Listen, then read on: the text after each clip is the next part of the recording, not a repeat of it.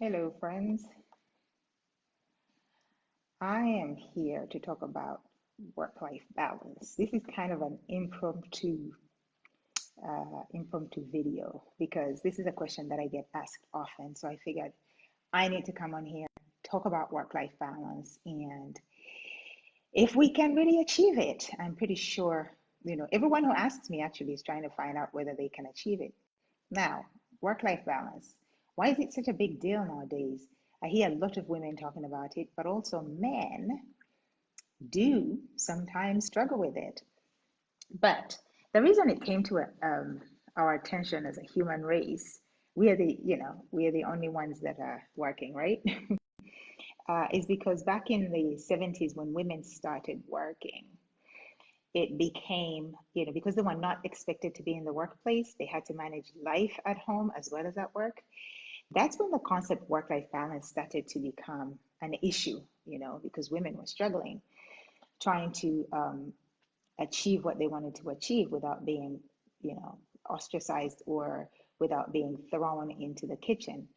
So, why is it such a big deal nowadays? Because the world is moving so fast. You'll notice that at work, deadlines are moving faster. We seem to have a lot more responsibilities. We have all of these gadgets we have to use for work. And we have, competition itself has gone global. So competition is creating a lot of demand. And because of all these things, and because the world is moving so fast, we think we need to be able to manage to balance our lives and our work.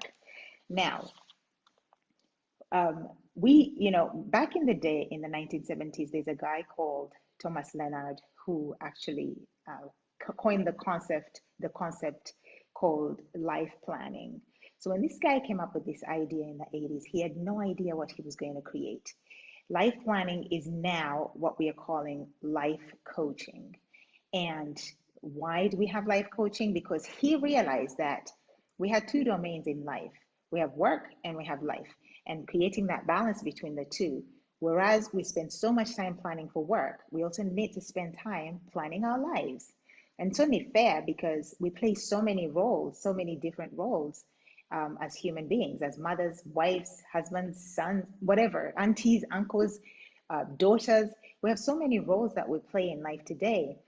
So, in achieving a balance, to be able to satisfy all those roles, that's where the challenge comes in. Some people think that maybe I need to spend so much time with my children, I need to spend so much time with my husband, so much time at work, so much time with my parents, so much time as the chaplain at the mosque or the church, the volunteer organizations that we have, planning someone's wedding. We have so many responsibilities, and trying to balance those responsibilities, managing our own expectations as well as other people's expectations, that's where the challenge comes in. But you know what? That challenge is created right here, no place else but the mind. If you really think about it, we can all create work life balance, but we can create it depending on how it suits our lives, depending on how we want to show up and accomplish something in a certain role without feeling that we are obligated, without feeling that we have to do it, but because we want to do it and being happy with the time we are giving that role and the result we are creating in that role. That's it. That's how you create work life balance, right? It can be achieved, but it can only be achieved by changing your mindset about all the responsibilities that you have. So we always want to prioritize things because work has taught us that you have to have goals and you have to prioritize your goals. We always want to prioritize things. But what does prioritization really mean? What we must understand is prioritization doesn't mean that I have to focus my priorities on the bigger things in life. Yes, it's a good thing because you have goals. Life has no meaning without goals. So you have goals, you want to achieve them, absolutely. Prioritize the bigger things in life. But you also, in order to create balance, you have to prioritize the smaller things in life depending on what goals you have in those, for those smaller things. I'll give you an example. You may think that prioritizing uh, free time or TV time is not as important as prioritizing that deadline that you have at work. Reason being that at work you have that demand, that demand is constant, that you have to achieve that goal. Prioritizing free time, Netflix time, is just as important. You know why? Because maybe that's where you get your kick. That's where you get your kick to be able to achieve what you want to achieve at work. Because then you're going to go to work the next day feeling good about that show that you watched, and now I'm ready for work. You prioritize that time. So when you sit and watch and binge on Netflix for 2 hours, 4 hours, and you prioritize that time, guess what's going to happen? You're not going to feel bad about not being where you need to be, right? Because you've taken that time and given it to yourself and decided that it's okay. I'm going to binge on Netflix. And in order for me to not feel bad about not being somewhere else, this is what I'm gaining out of it, right? So prioritization, again, depends on what it is, the thoughts that you're attaching to everything that you need to prioritize, or that you need to do in life, or that you want to do in life. So with children, with the increased responsibilities, um, the other thing, boundaries. People, if you do not know how to set boundaries, oh my God, your work-life balance is going to be a mess. I can guarantee you that. Boundaries are one of the most important things in our lives to be able to set. We have to understand what it means to set boundaries and how it benefits us, not how it affects the people who are on the receiving end of these boundaries, but how it benefits us. Because it doesn't matter what somebody else thinks about your boundaries. The most important thing is you want to set those boundaries because you're looking to fulfill something within yourself or satisfy something within yourself. And what you're setting these boundaries for you and not anybody else. So boundaries is very important. We need to know what we stand for.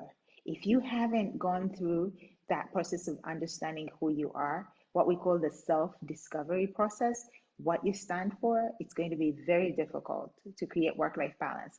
Because if you don't know what you stand for, then what's your true essence of existence, right? We can achieve work-life balance with people without working long hours.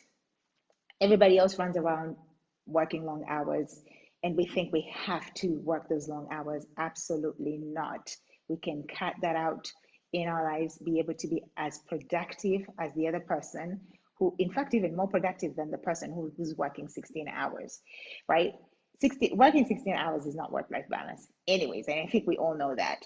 So the concept of work-life balance is created in the mind because sometimes we think, and especially when it comes to work, we think that what we are putting into work is not worth or rather what we're getting out of work is not worth what we are putting in. So there's an imbalance there. Sometimes people complain in terms of salary. Sometimes people complain in terms of time. Why in terms of time? Because they think my boss expects me to work. Because my boss works long hours, I should work long hours. Uh, in essence, you're thinking your boss expects you to work long hours. But does it really matter? Shouldn't productivity matter more than the amount of time you spend at work? You see what I'm saying? So sometimes we are creating the imbalance just by our own thoughts and not believing in ourselves, not creating those boundaries and thinking that because I have all these many roles, oh my God, when the brain thinks about all these responsibilities, it's like, oh my God, it goes into a, oh my God. Because why? Because at work, everybody's in an oh my God state of mind, right? Ladies, gentlemen, we do not have to fall victim of the hustle culture. Work-life balance is something that we can achieve simply by changing our thoughts. How do we change our thoughts? We have to think about time. Time is just a concept that we create in the mind. So you can choose what time really means to you. The energy, find that thoughts, rather the creating that energy that's going to create the balance. And the only way you create that energy is through managing your thoughts, because it's your thoughts that are going to create the feeling that you need to be able to decide how much time do I give this, how much time do I give this, and I'm happy with whatever time I'm giving elsewhere. I'm not going to talk about this any longer than 10 minutes.